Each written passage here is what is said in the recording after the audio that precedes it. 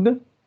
Então tá, gente. Então hoje a gente vai iniciar a discutir os tópicos da terceira área, tá? Para a gente poder então reorganizar o cronograma e conseguir inserir essas aulas práticas com vocês. E vamos começar falando então sobre a estrutura e a função de lipídios. Tá? Nós discutimos até agora proteínas na primeira área, né? Estrutura e função de proteínas, consequentemente de enzimas. Então falamos de aminoácidos, né? Falamos de como os aminoácidos formam as proteínas através de ligações peptídicas, enfim e tal. E depois falamos de enzimas. A segunda área foi basicamente metabolismo de carboidratos, tá? E a terceira área agora da disciplina, a gente entra em metabolismo de lipídios e finaliza com metabolismo de proteínas e aminoácidos, vamos dizer assim. Tá? Retoma de novo lá da primeira área, né, o tema aminoácidos e proteínas. Então, para a gente iniciar, nós vamos falar um pouquinho hoje o que são lipídios, a estrutura dos lipídios, né, do ponto de vista bioquímico, o que são esse grupo que a gente chama aí de lipídios, tá? Qualquer dúvida, qualquer coisa, me perguntem no chat, abra o microfone e a gente vai conversando, tá? Muito bem. Então, olha só, como é que vocês poderiam me descrever o que são lipídios? Na opinião de vocês. Aqui tem umas fotos aqui, tá, de alguns lipídios, de alguns tipos de lipídios, né, diferentes. Tá? E se eu pedisse para vocês assim, tá, mas me definam lipídios. Tá? O que são lipídios, na opinião de vocês? Não me digam que são gorduras, tá? Gorduras e lipídios são sinônimos. Eu quero uma definição mais, assim, estruturadinha. Tá? O que são lipídios? Tá? Lipídios e gorduras é a mesma coisa, tá? São sinônimos. Assim como carboidratos e açúcares. Tá? Açúcares ainda são uma subdivisão de carboidratos, enfim. Tá? Mas aqui lipídios e gorduras são a mesma coisa. E aqui a gente pode ver que temos assim lipídios sólidos, né, como manteiga aqui, os próprios lipídios do queijo, chocolate, né, e temos lipídios em forma líquida, como os azeites, óleos, enfim e tal. Tá? O que vocês poderiam me dizer assim, na opinião de vocês, o que são lipídios, exceto que são gorduras? Sai alguma coisa aí?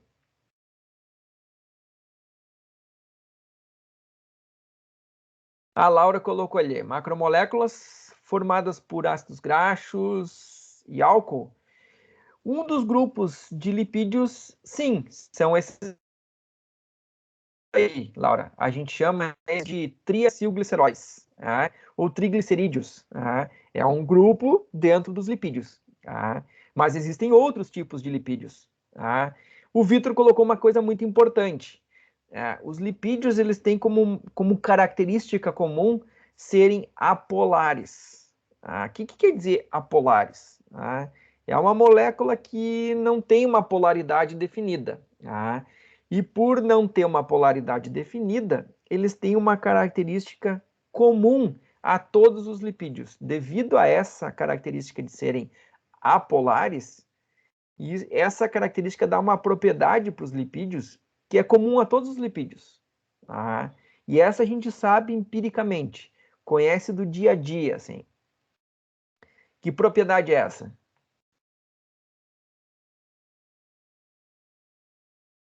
Tem uma coisa que os lipídios são insolúveis em água. Exatamente, Laura. Tá? Todos os lipídios, na sua grande maioria, têm uma baixa solubilidade em água. Pela água ser polar, ela tem polos,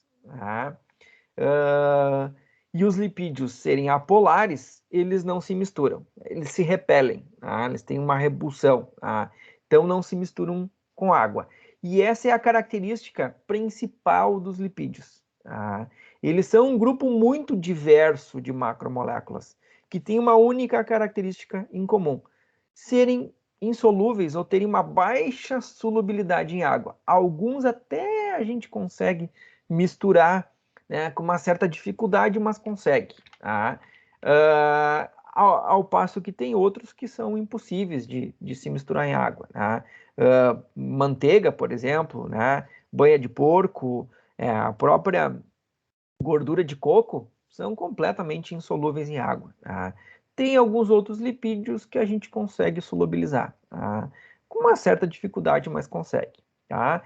Então, essa é a característica principal, né, dos lipídios, serem insolúveis em água, justamente por terem esta característica, né, essa propriedade de serem apolares. Deixa eu só abrir um parênteses e fazer uma pergunta para vocês, gente. Vocês sabem por que a água é polar? Por que a água tem polaridade? Por que a molécula de água tem polaridade? Não sei se vocês têm ideia disso. Sim, não. Fiquem à vontade. A Júlia colocou pela estrutura dela, na verdade, pela organização dos átomos dela, né? Deixa eu abrir deixa eu sair do meu slide aqui um pouquinho, tá? E abrir meu navegador aqui, acho que deve estar aqui. Deve ter 1.500 janelas abertas. Deixa eu abrir um Google aqui para a gente poder um Jamboard, como é que é o nome? Jamboard, aqui. Deixa eu abrir um novo aqui. Coisas do meu filho, né? Lendários do Brawl Stars. Nem sei o que é isso, mas ele colocou aqui. Aqui embaixo, abrindo um novo.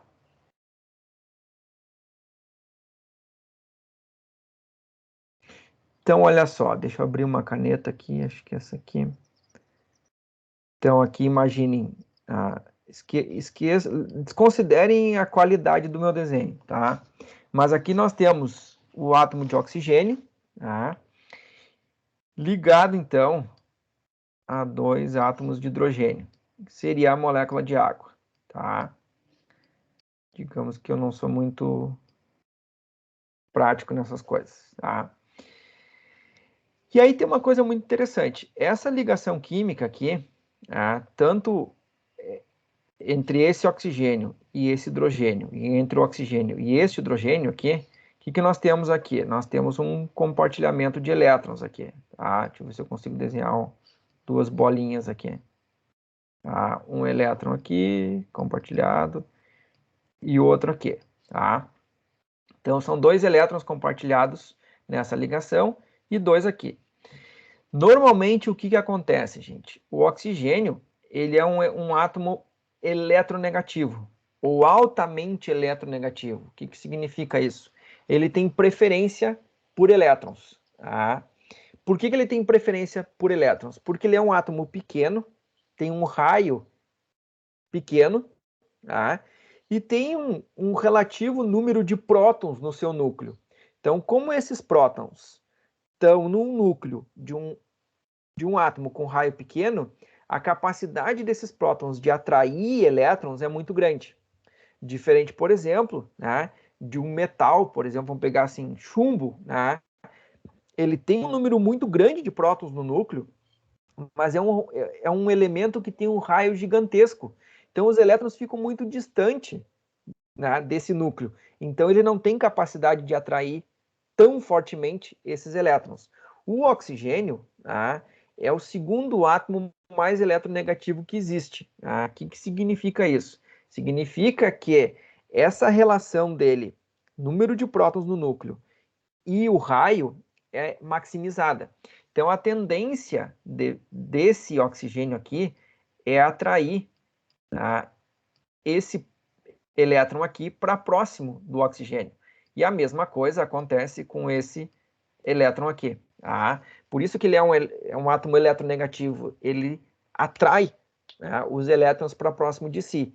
E isso vai fazer com que essa região aqui da molécula de água fique mais povoada de elétrons e adquira temporariamente, né, uma carga negativa. E essa região de baixo aqui, onde estão os hidrogênios, fique menos povoada de elétrons, porque os elétrons foram deslocados, né, em direção ao oxigênio. E isso gera, então, temporariamente, uma região com carga positiva, porque tem menos elétrons ali. Tá? E por isso que a água é polar. Tá? Por isso que a água é polar. Por que os lipídios são apolares? Porque os lipídios não são compostos por elementos eletronegativos, como o oxigênio. Até tem oxigênio na molécula, mas não tem em grande quantidade. E isso faz com que, então, a distribuição de elétrons seja extremamente homogênea em toda a molécula de lipídio. E isso faz, então, com que esses lipídios sejam apolares. Tá? Não sei se ficou claro isso. Conseguiram compreender? É só por uma questão de ilustração disso que eu comentei, tá? Beleza, então vou fechar o Jamboard aqui e vamos voltar para a nossa apresentação aqui. Então tá. Então essa é a grande característica entre os lipídios, serem insolúveis ou terem uma baixíssima solubilidade em água. Tá? Muito bem. E que funções que vocês conhecem que os lipídios desempenham nos organismos ou nas células? Vamos pensar assim. Porque se a gente for pensar numa bactéria, a bactéria tem lipídios. É um ser unicelular, pequeno, né, minúsculo, mas tem lipídios nela. Né?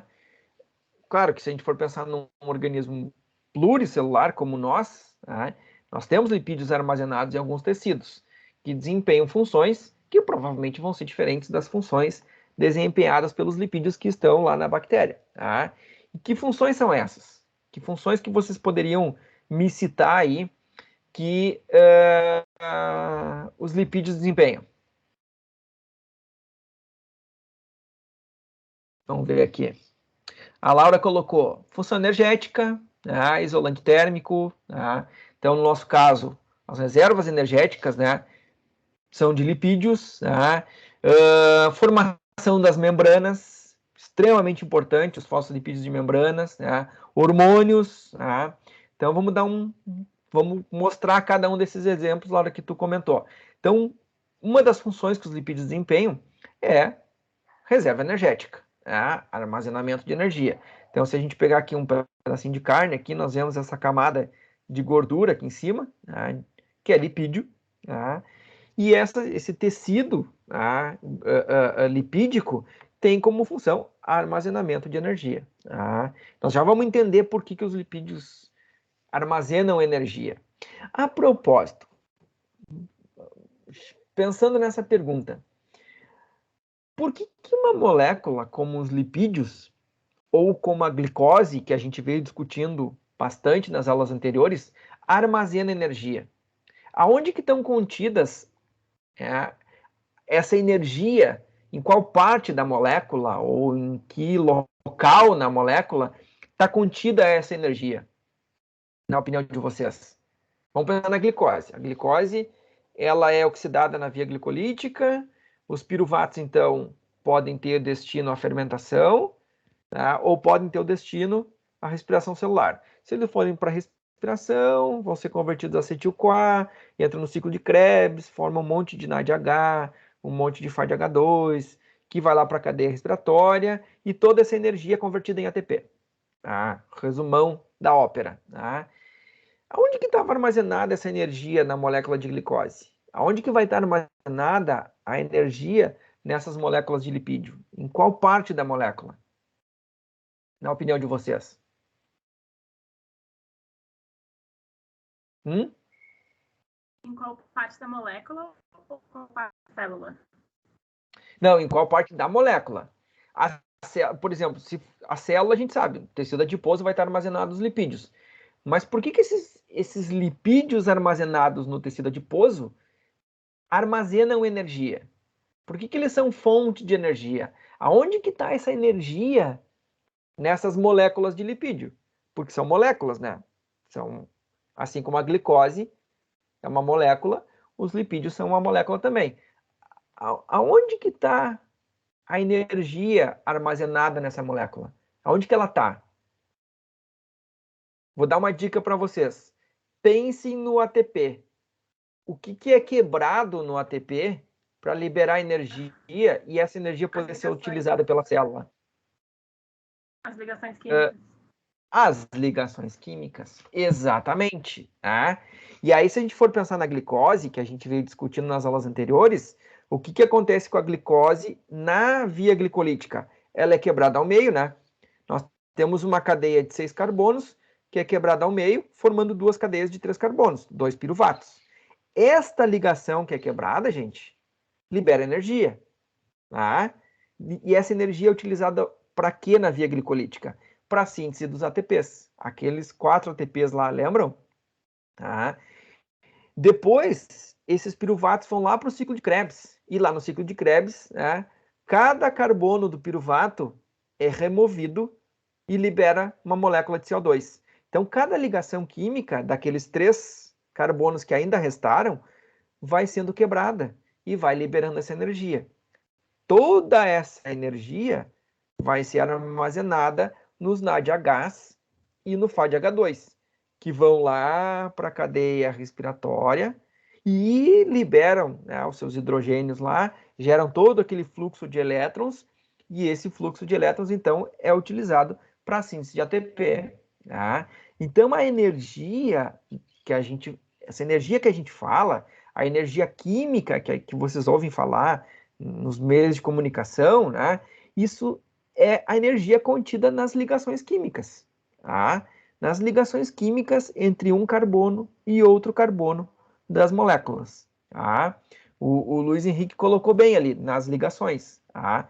Nas ligações químicas. Abrindo um pequeno parênteses, agora levando essa informação, vamos dizer assim, científica, para o mundo real, assim, né? E levando para algumas coisas. Vocês já ouviram falar nessas propagandas de TV que aparecem por aí? Nessas gasolinas Pro e não sei mais o que, nessas gasolinas mais puras, uma coisa chamada alta octanagem. Não sei se já ouviram falar esse tipo de termo. De vez em quando tá nas propagandas de TV aí, meio perdida assim. Vocês já ouviram falar esse termo octanagem? Não, sim, não. O Vitor colocou, a Júlia disse que não. Então, o que significa esse termo octanagem, gente? Significa que as moléculas orgânicas daquela gasolina possuem mais de 8 carbonos. Octa. Tá? Então, quanto mais carbonos aquelas moléculas da gasolina possuem, mais energia é liberada na combustão lá dentro no motor. Então, isso tudo tem a ver, né, com combustão, com quebra de ligações. Então, o que acontece com a gasolina lá dentro do motor? Ela entra em combustão. Todas as ligações químicas entre todos os carbonos de todas as moléculas da gasolina que estão ali vão ser quebradas. Só que essa energia é liberada tudo de uma única vez. Por isso que gera calor, tem baixa eficiência energética, né? Tem uma série de coisas ali que são característicos. Exatamente, Reinaldo. O Reinaldo colocou ali, o álcool tem baixa octanagem em relação à gasolina. Baixíssima octanagem. Até porque, né? Quantos carbonos tem o álcool combustível? O de cozinha é o etanol, né? O etanol tem quantos carbonos? Lembra lá do vestibular? MET, ET, aquelas... 2, né? Então, o etanol tem 2. E o álcool combustível, que é o metanol, tem um só. Tem um carbono só. Então, ele acaba sendo convertido, é um carbono só que é convertido direto em CO2. E aí, por isso que ele tem baixíssima octanagem. As ligações do OH, que são quebrados, e libera só CO2 no final das contas. Tá? Por isso que demora, né? Vocês talvez não tenham pego, mas eu, quando era criança e adolescente, tivemos uma crise muito grande de petróleo no Brasil, e aí não tínhamos gasolina. Então, aí começou a se fabricar muitos carros movidos a álcool. Né?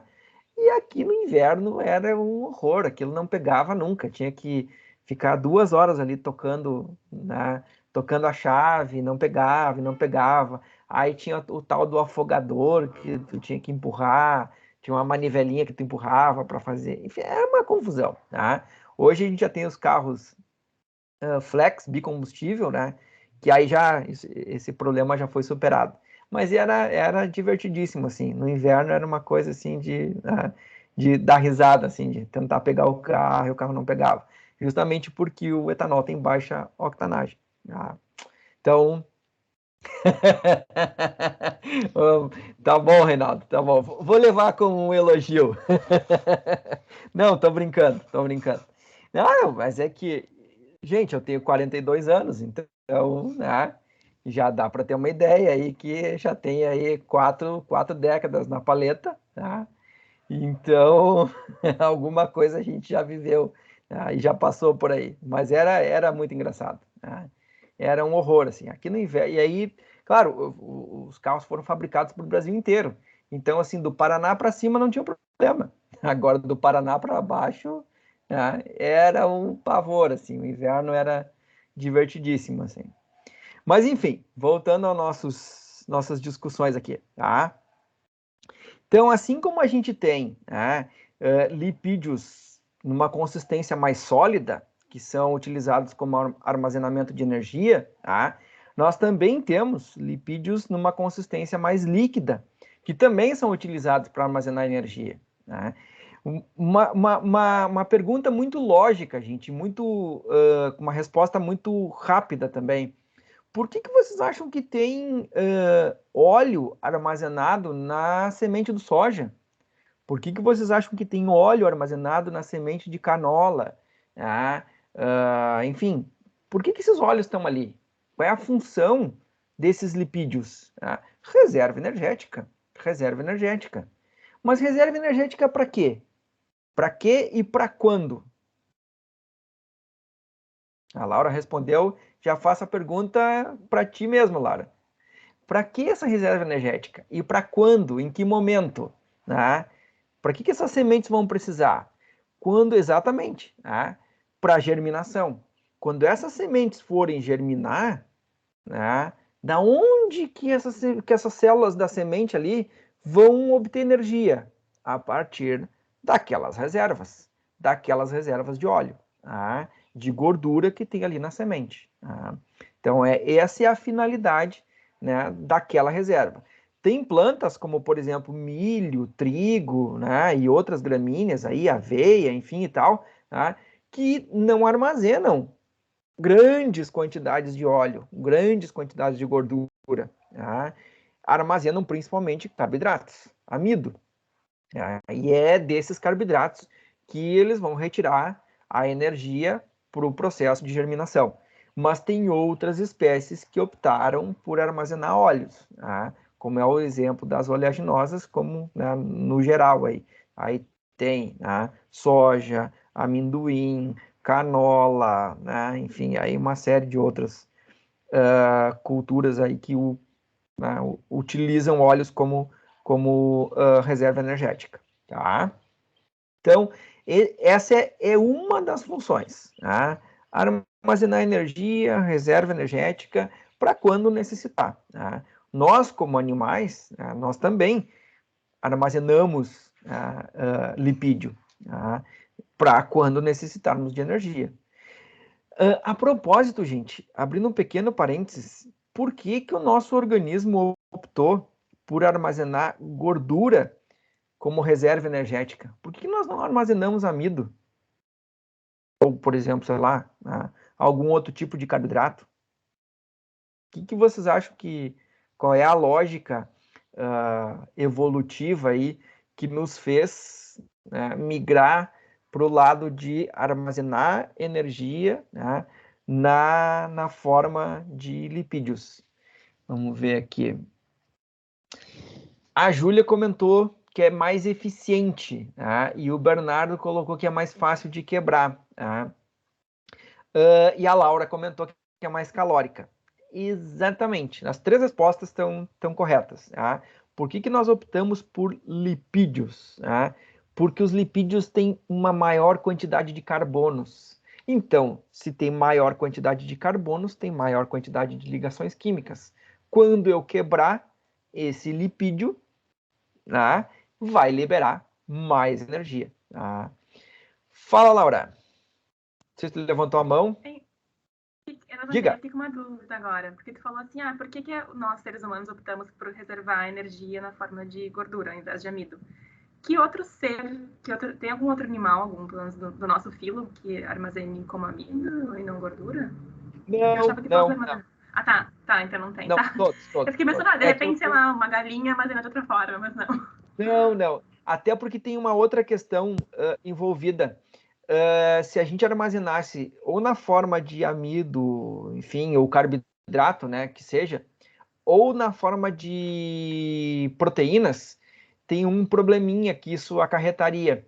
Tanto carboidratos quanto proteínas, eles atraem muita água, fazem o organismo reter muita água.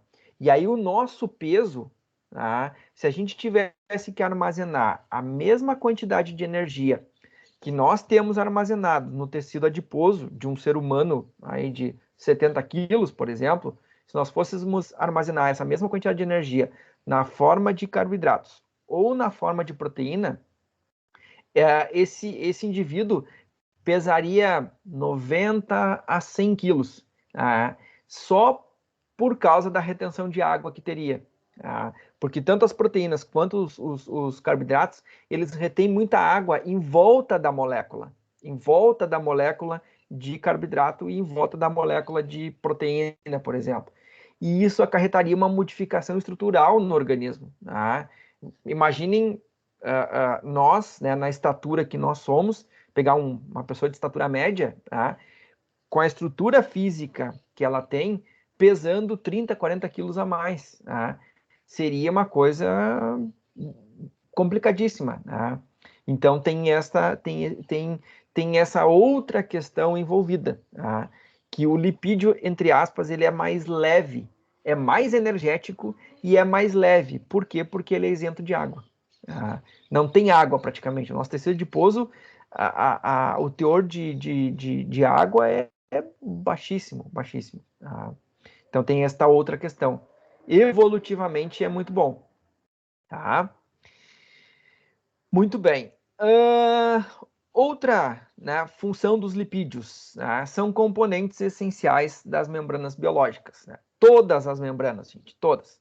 Membrana plasmática, as membranas mitocondriais que nós discutimos, né, anteriormente, as membranas do cloroplasto que nós discutimos anteriormente, membranas do complexo de Golgi, do retículo endoplasmático liso, do retículo endoplasmático rugoso, né, das vesículas que são transportadas no interior da célula. Né?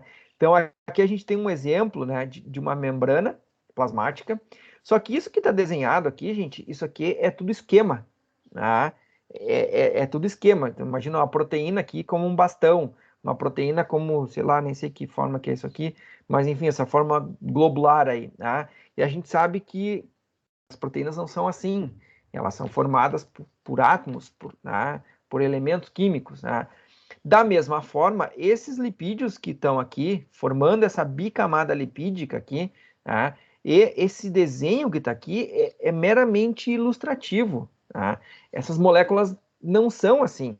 Elas não têm uma bolinha na parte de cima e uma cauda aqui representada por esses risquinhos amarelos. Tá? Isso é só ilustrativo. Tá? Essa membrana biológica seria algo assim, ó, como está aqui. Tá? Aqui estão mostradas a verdadeira estrutura desses lipídios. Tá? Tem uma região aqui que é diferente, que é essa que está colorida de forma diferente aqui, desse recheio aqui. Tá? E por que que essas regiões dessa molécula, né? Essa molécula é uma molécula que vai desta parte aqui até o meio. E aqui também, a molécula vai daqui até o meio, tá? Por que que elas têm essas diferentes regiões? Tá? Basicamente, esta região aqui é uma região que tem uma leve característica polar, tá? Até porque o que que nós temos nesta face da membrana aqui e nesta face da membrana aqui, em contato ali com a membrana? Qual é o meio que nós temos aqui e o meio que nós temos aqui? Qual é o principal componente desse meio? Água. Ah, água. Então, se não tivesse essa partezinha da molécula aqui polar, isso causaria um transtorno para essas membranas biológicas gigantesco. Tá? E essa parte do meio aqui, esse recheio todo aqui, é apolar. Tá? É apolar. São formadas aqui por átomos e elementos apolares. Tá? Essa porção aqui já é formada por elementos polares. Aqui provavelmente vai ter um oxigênio ali no meio. Tá? Já vou mostrar para vocês. E aqui nessa parte central aqui não tem, é só carbono e hidrogênio. E aí isso gera então uma região central aqui totalmente apolar e as faces da membrana aqui, né, polares. Tá? Então esse é um dos papéis, tá? Uma outra função dos lipídios, formar as membranas biológicas. Tá? Entenderam? Ficou claro isso? Sim? Não? E aqui nós temos algumas organelas que a gente comentou aqui que são formadas, tá, por estas membranas. Tá? Por essas membranas. Deixa eu fazer uma pergunta para vocês. Vai parecer uma pergunta bem idiota, mas é uma pergunta bem interessante, assim. Qual é a função da membrana, gente? Ou qual é a função das membranas biológicas? Seja ela a membrana plasmática, da mitocôndria, do cloroplasto, do retículo. Qual é a função das membranas? Bem no singular mesmo, assim. A função. Que daí, a partir dessa função, decorre todas as outras que vocês conhecem. E aí? Alguém arrisca um chute? Podem chutar, gente, não tem problema. O Vitor colocou ali, isolar as organelas e o citoplasma, delimitar organelas e células. Tá, concordo com vocês. E como é que a gente poderia juntar essas opiniões, tá? Tua, Vitor, e da Júlia, numa opinião mais geral, assim, numa função mais geral? A Laura colocou proteção. Também, mas assim, como é que a gente poderia generalizar essas três opiniões aí? E a resposta vai ser quase que nem a pergunta, gente. Vai parecer tão idiota quanto a pergunta. Ah. A Mariana colocou ajudar na estrutura da célula. Perfeito, Vitor. Vitor foi certeiro ali. Dividir, né, dois compartimentos diferentes. O meio de fora e o meio de dentro da membrana. Ah, e, gente, parece uma coisa tão idiota, mas é exatamente essa função da membrana. Tá? E por isso que ela é lipídica. Por quê? Porque o meio de fora, seja ele o meio extracelular, ou seja ele o meio de fora, por exemplo, o meio que está aqui fora, em volta da mitocôndria, o citoplasma, tá? O meio que está aqui fora do cloroplasto, tá? Eles são aquosos, tanto o meio de fora quanto o meio de dentro. Então, como é que eu posso fazer com que coisas fiquem dentro, né, desse compartimento e outras coisas diferentes fiquem fora, colocando uma delimitação? Mas como é que eu posso montar essa delimitação, né, no meio aquoso? Utilizando substâncias apolares. Neste caso, lipídios.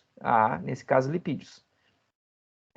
Essa é a grande função das membranas biológicas, delimitar dois meios, o meio de fora e o meio de dentro. E desta função, gente, decorre todas as outras que vocês colocaram aqui. Proteção, né? Delimitar as organelas, delimitar células, isolar as organelas do citoplasma, né? Então, tudo isso, né, decorre desta função da membrana, que é dividir. E isso só é possível pelas características dos lipídios, tá? Pelas características dos lipídios, de terem esta porção aqui apolar, tá? Isso impede que as substâncias que estão dissolvidas nesse meio aquoso aqui simplesmente cruzem para este outro lado da membrana livremente. Eles não vão conseguir passar, tá? Não vai ser permitida a passagem, porque no momento que uma molécula de água tentar passar aqui, ela vai ser repelida e vai voltar. Qual é a única maneira dessa molécula de água passar deste lado aqui da membrana para este outro lado aqui? Através de uma proteína transportadora. Como, por exemplo, esta aqui. Que lembra lá no início do semestre que eu comentei para vocês da aquaporina, que era uma proteína de membrana, né, que tinha um poro no meio e permitia a passagem de água? Tá? Então, a função dessa proteína é justamente permitir que a água entre. Tá? E aí a célula consegue ser seletiva. Eu boto lá na membrana as proteínas que eu quero, tá? Então, e essas proteínas vão permitir a entrada somente das substâncias que eu quero, que a célula quer, tá? Então, lá nas células da raiz, por exemplo, uma planta, vai ter lá, né, as aquaporinas na membrana, que vão permitir a entrada de água, tá? Vai ter as proteínas que vão transportar sódio, potássio, nitrogênio, fosfato, né? Então, todos aqueles elementos que a gente, né, já discutiu ao longo da disciplina, tá? Então, essa é a grande função das membranas, dividir, né, em dois compartimentos. Né? Eu sempre brincava nas aulas, eu dizia o lado de fora e o lado de dentro. Tá? Então, são dois compartimentos. Tá? Fecho o meu parênteses, então. Então, esse é uma outra função dos lipídios. Né? E uma terceira função que a gente poderia citar aqui, né, que a Laura também comentou ali no chat, são o que a gente chama de sinalizadores celulares. Tá? Entre outras palavras, hormônios. Tá? O que são hormônios? Hormônios são moléculas químicas, todos os hormônios são moléculas químicas, que têm a função de sinalizar alguma coisa para as nossas células. Dizer para as nossas células o que elas têm que fazer. Seja isso num animal, seja numa planta. Tá? Vamos pegar dois exemplos aqui. Um exemplo em plantas e um exemplo em animais. Tá? Um hormônio de plantas aí que vocês conhecem. Já ouviram falar? Que até a gente poderia classificar ele como um lipídio, porque ele é insolúvel em água, enfim. Auxina. Auxina eu acho que não é um lipídio, mas é um hormônio, Laura. Perfeito. Tá, eu estava pensando no outro, estava pensando no etileno. Tá? Mas enfim, qualquer um dos dois, etileno e auxina. Tá? Que a auxina faz na planta? O que ela desencadeia na planta? Não sei se tu sabe, Laura. Ou alguém de vocês aí sabe. Crescimento. Tá? E crescimento nós podemos traduzir em que processo celular? Para uma planta crescer, ela tem que fazer o quê com as suas células? Divisão. Perfeito. E aí entra a pergunta, né? Como que esta célula sabe que ela tem que entrar em divisão celular para a planta crescer? Quem é que avisa ela? Quem é que diz isso para ela? Um hormônio. Um hormônio.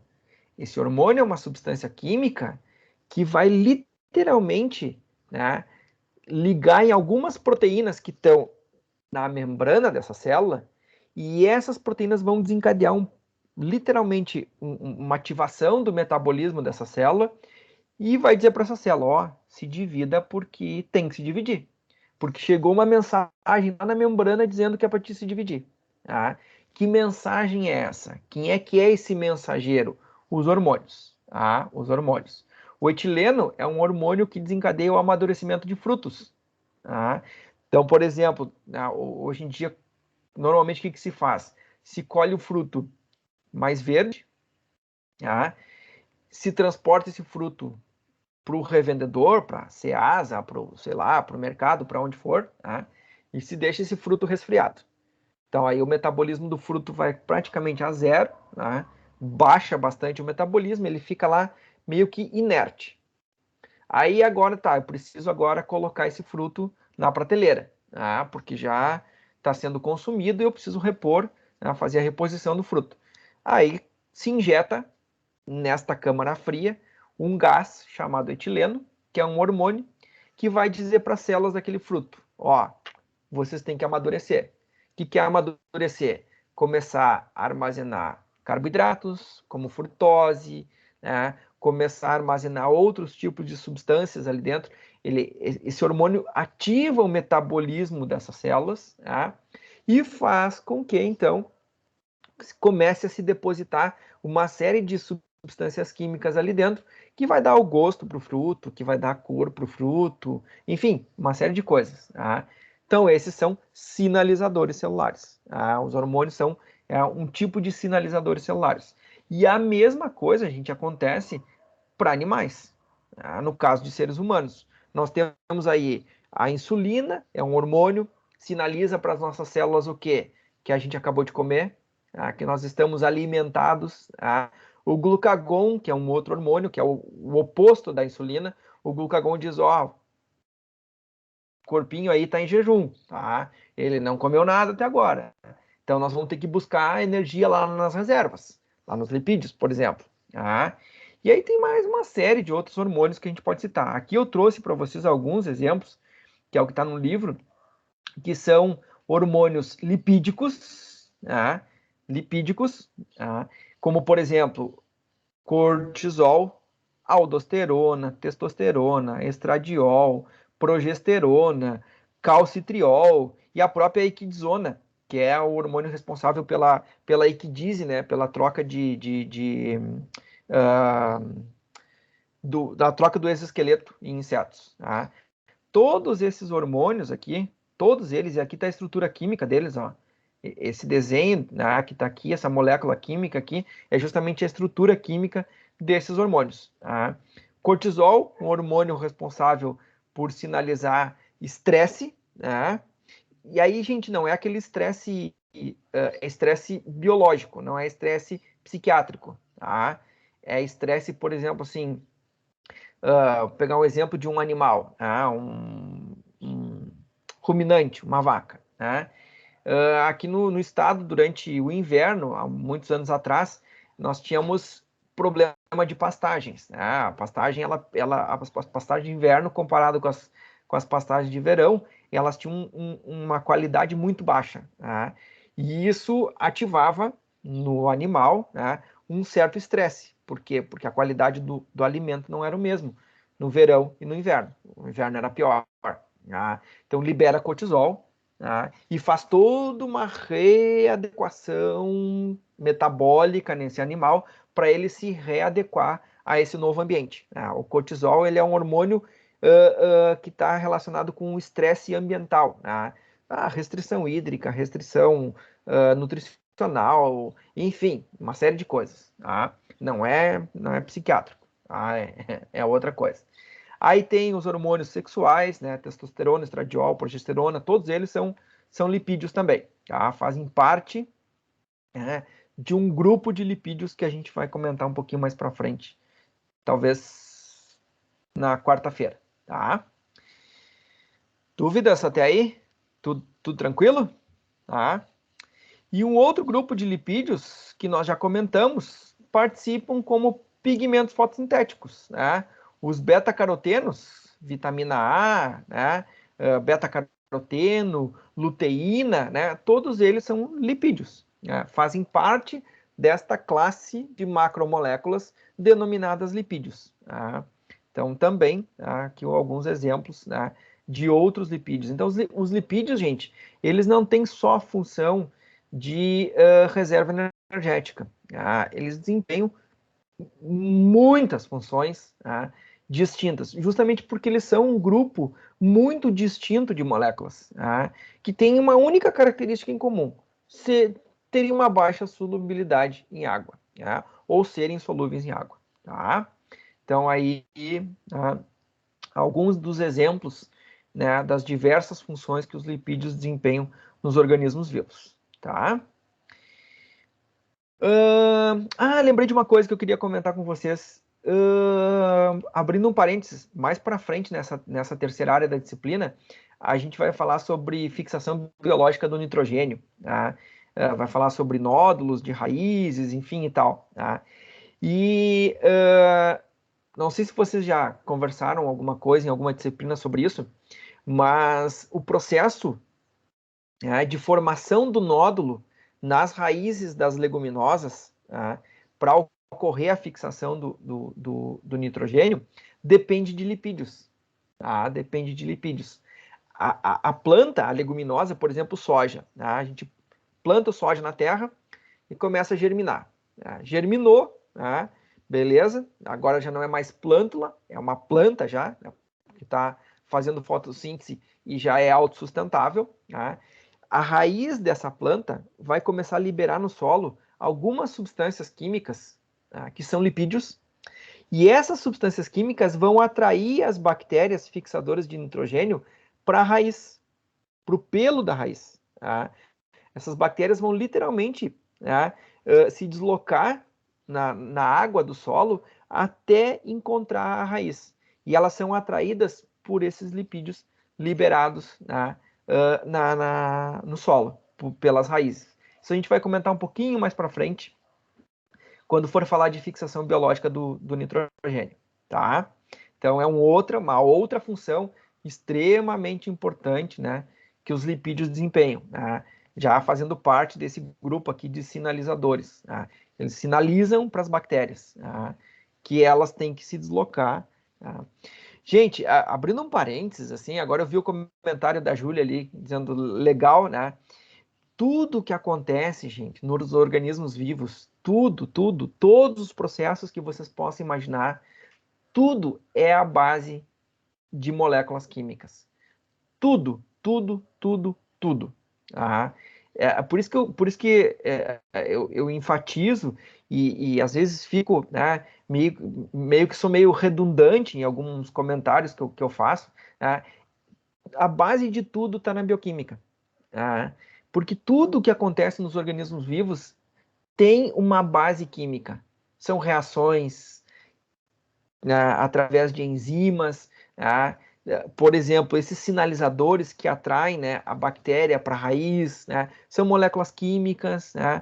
Mas aí tu pensa assim, tá, mas como é que a bactéria percebe que essa molécula química está no solo? Né?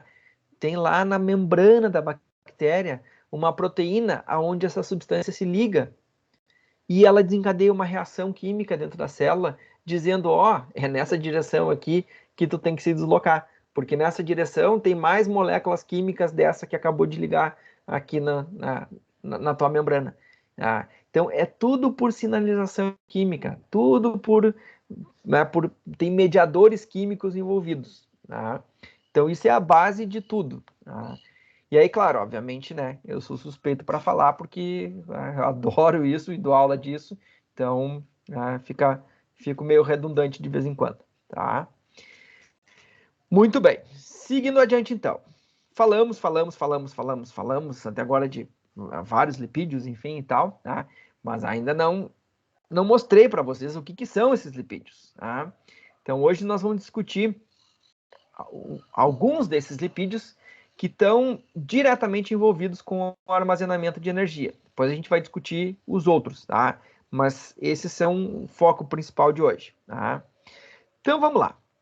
Qual é a estrutura desses lipídios? Qual é a composição molecular deles? Bom, lipídios são moléculas, macromoléculas, legal, mas tá, e o que são? O que são? Falei para vocês de um monte de coisa, um monte de termos, mas até agora não mostrei um lipídio para vocês. Bom, os lipídios, gente, são formados por esses três elementos químicos aqui: carbono, hidrogênio e oxigênio. Da mesma maneira que os carboidratos. Os carboidratos também são formados por carbono, hidrogênio e oxigênio. Só que o arranjo desses elementos químicos aqui é que vai fazer com que os lipídios tenham propriedades completamente diferentes dos carboidratos.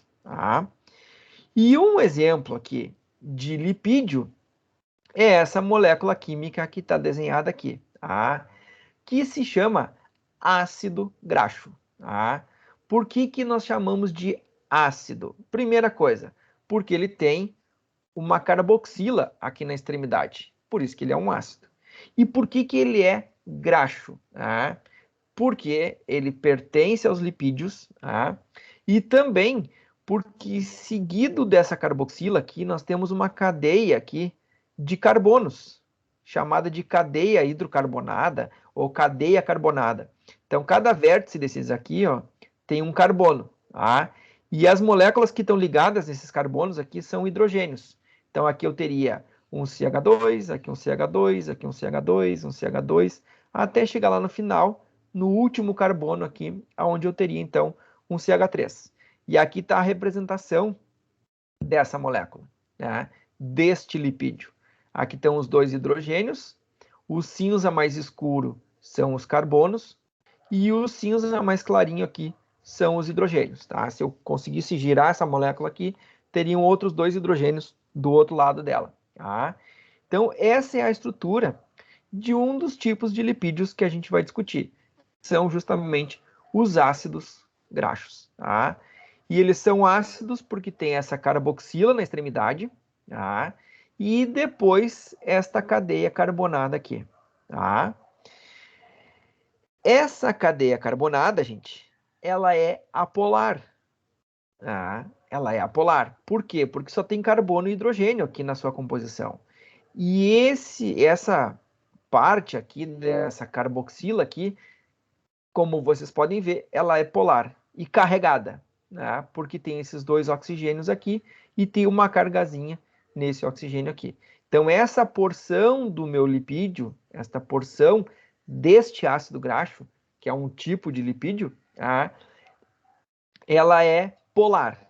E esta outra porção aqui é apolar. Tá? Muito bem. Se nós pensarmos nessa estrutura que eu acabei de mostrar para vocês aqui, tá? E transportarmos isso lá para a membrana plasmática, tá? Qual parte desse lipídio aqui ficaria voltado para o meio extracelular ou para o meio intracelular? E qual parte estaria voltada para o meio da membrana ali, para o recheio da membrana? O que vocês acham?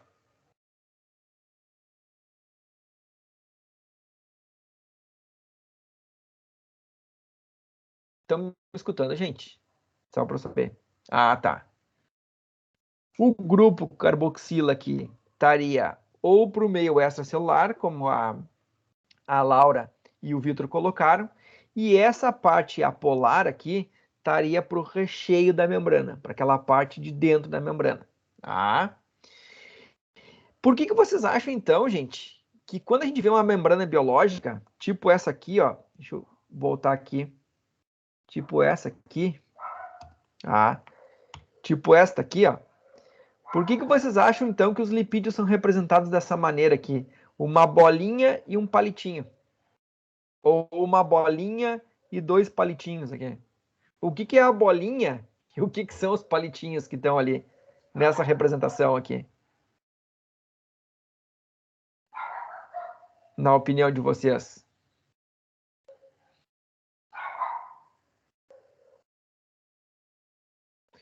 O que é a bolinha desse lipídio? A bolinha é a carboxila, exatamente, Júlia. E o palitinho aqui?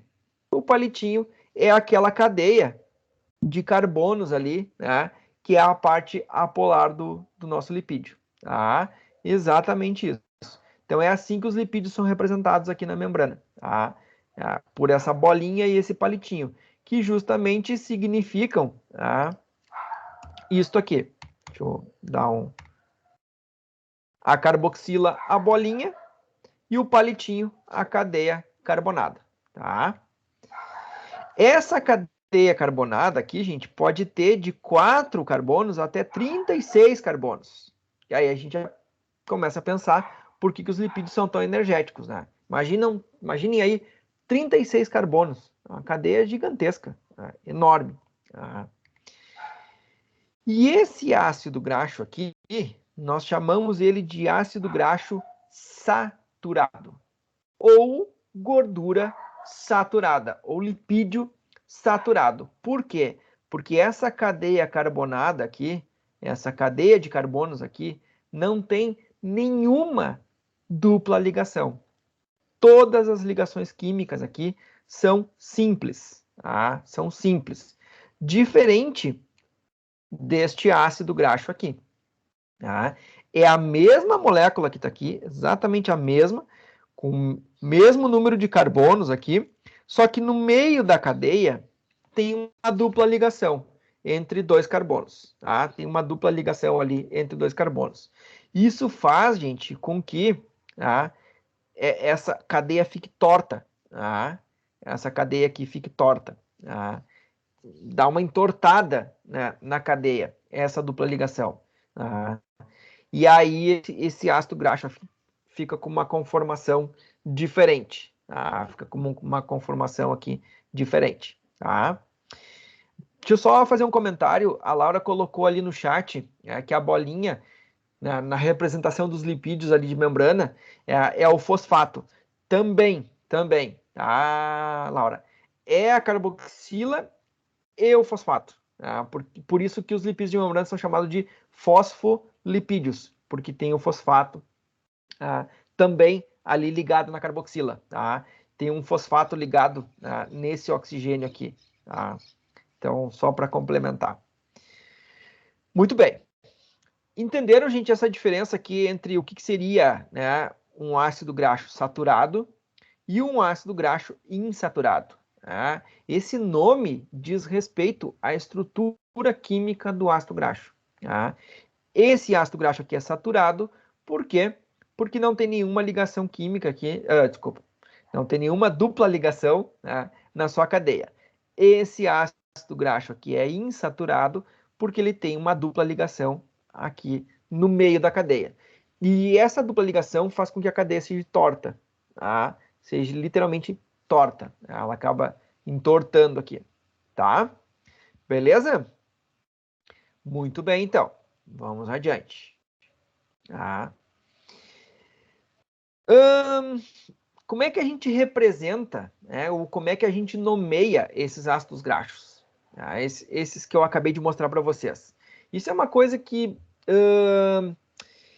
eu não vou cobrar de vocês, mas eu sei que vocês vão ver isso e vão discutir isso em outras disciplinas do curso. Então, por isso que é importante a gente discutir, tá? Como é que a gente nomeia esse ácido graxo. Então, vamos pegar aquele ácido graxo que eu tinha representado ali na imagem anterior, só que de uma outra maneira aqui, está representado de uma outra maneira. Então, aqui nós temos, né, os 16 carbonos, bonitinhos aqui. Aqui está a nossa carboxila, os dois oxigênios, e os hidrogênios aqui ligados nos carbonos. Tá? Então, aqui está a estrutura química dele em outra representação, tá? E os carbonos aqui de 1 até 16. Tá? Como é que a gente nomeia esse treco aí, né? Como é que a gente dá nome para ele? O nome dele, o nome comum, vamos dizer assim, nós chamamos de ácido palmítico. Por quê? Porque ele foi descoberto, né, em palmeiras, foi extraído de palmeiras, e aí ficou ácido palmítico. Só que isso não é uma nomenclatura, né, vamos dizer assim, científica, é uma nomenclatura, né, de, assim, mais empírica mesmo. Né? O nome desse ácido graxo é o seguinte, C16 2.0. O que significa essa sigla? C é o número de carbonos, 16 é o número de carbonos que ele tem. Tá? Então, C16 é o número de carbonos que ele tem, então ele é um ácido graxo de 16 carbonos. Tá? E o que significa aquele 2.0?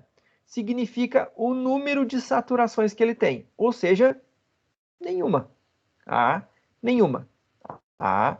Então, esse C16 2.0 significa que eu estou falando de um ácido graxo de 16 carbonos sem nenhuma saturação. Então, se alguém me pedisse assim, monta para mim aí um ácido graxo C18 2.0. Então, eu faria exatamente esse mesmo desenho aqui, só que teria 2 carbonos a mais. Um C14, um C12, Então, esses são a forma de a gente nomear esses ácidos graxos. E é assim que vocês vão ver na disciplina, por exemplo, de nutrição animal, vocês vão ter lá formulações de ração, formulações de forrageira, enfim, uma série de, né, composição da forrageira Y, da forrageira Z, por exemplo, né? E aí vocês vão ver esses termos assim, C16 2.0, C18 2.0, C12 2.0, tá? Então essa é a maneira como a gente, né, nomeia os ácidos graxos. Isso para um ácido graxo saturado. E o insaturado, como por exemplo o ácido aqui oleico. Tá? O ácido oleico tem 18 carbonos e uma dupla ligação aqui no meio, né, da cadeia. Então, como é que a gente faria isso? C18, 2.1. Né? O que significa o C18, 2.1? Significa que ele tem 18 carbonos, né?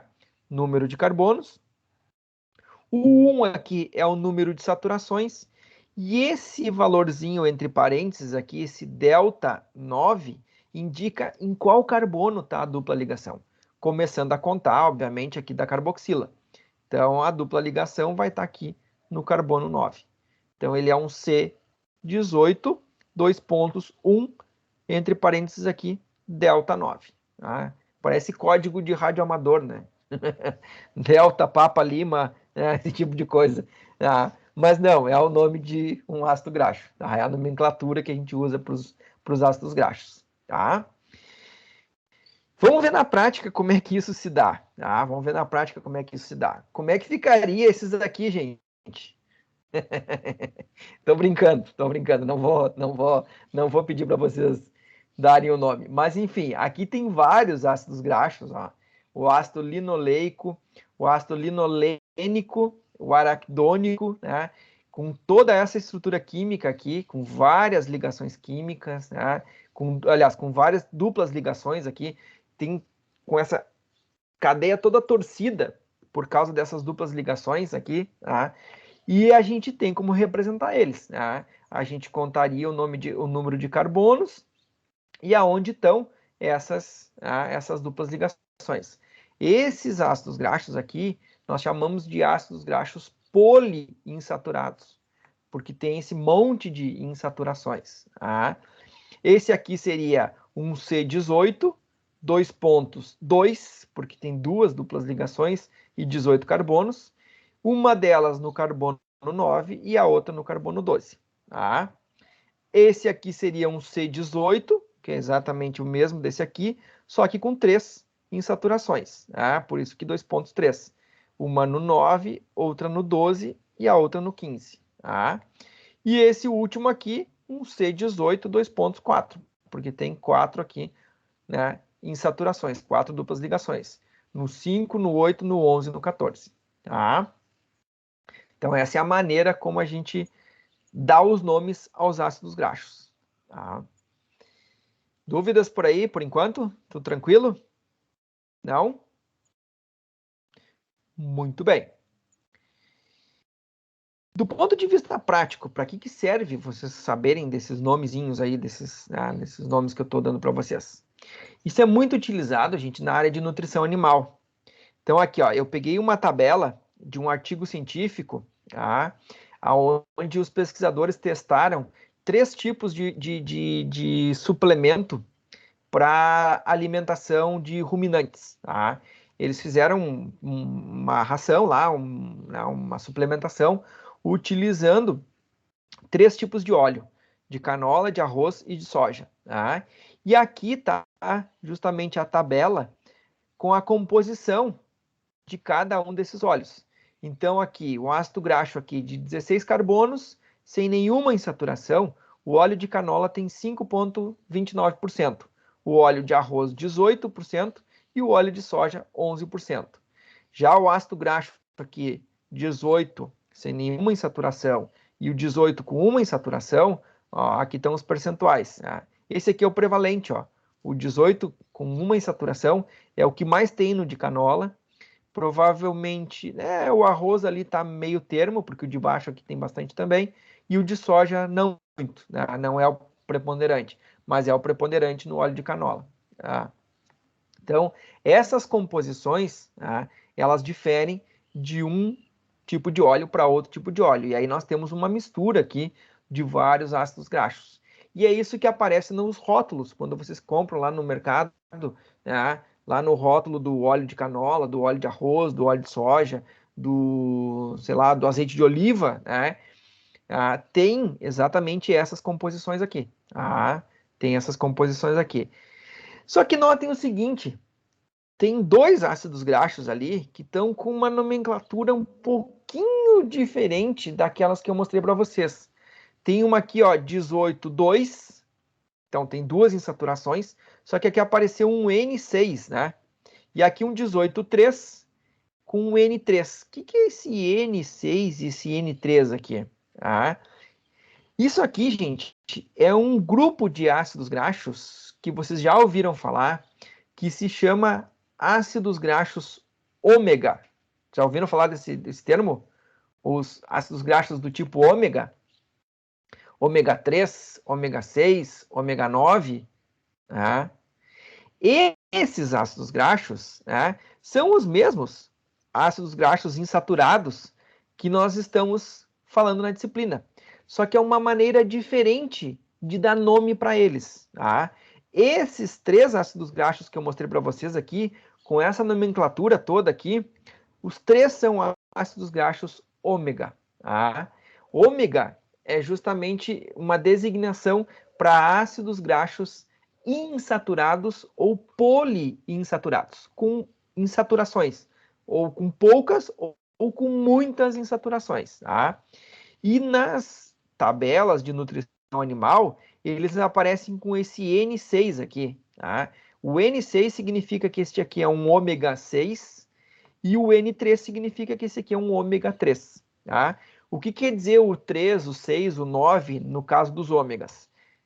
Vamos para esse exemplo aqui. Tá? Tenho aqui o ácido linolênico, que é insaturado, tem 3 insaturações. É o mesmo que eu mostrei para vocês lá no slide anterior. E aqui embaixo o linoleico. Tá? O nome é bem parecido, mas é diferente. Tá? Que tem 2 insaturações. Tá? Os dois são ômega. Os dois são ômega. Tá? Os dois são ômega. Só que o linolênico, este de cima aqui, é um ômega 3. Por quê? Porque a primeira insaturação aqui, contando de trás para frente, lembra, ó, antes nós contávamos daqui para cá, ó, os numerozinhos aqui, 1, 2, 3, 4, 5, né? O ômega nós começamos a contar lá do final, né, do ácido graxo para o início, tá? Então, a primeira insaturação está aqui, ó, no terceiro carbono, por isso que ele é um ômega 3, tá? Esse de baixo aqui, desculpa, e aí ele é um C18N3, um ômega 3. E esse de baixo aqui, ele é um ômega 6, porque a insaturação está aqui no sexto carbono, começando a contar de trás para frente. Então, ele é um C18N6, N6. Então, são as nomenclaturas que se usam para designar esses ácidos graxos. Beleza, gente? Tranquilo? Muito bem. Deixa eu ver uma coisa aqui. São quase 6 horas. Tá? Eu teria mais coisas para falar para vocês. Só que eu acho que, em virtude do tempo, eu acho melhor nós pararmos aqui. E aí eu fecho essa aula aqui, mando para vocês. E na quarta-feira, nós continuamos exatamente deste ponto aqui, tá? Recapitulamos um pouquinho essa questão das nomenclaturas e passamos, então, para as propriedades... deixa eu passar isso aqui. Para as propriedades físicas dos ácidos graxos. A questão da solubilidade, que tem tudo a ver com essas características que nós estamos falando. Pode ser?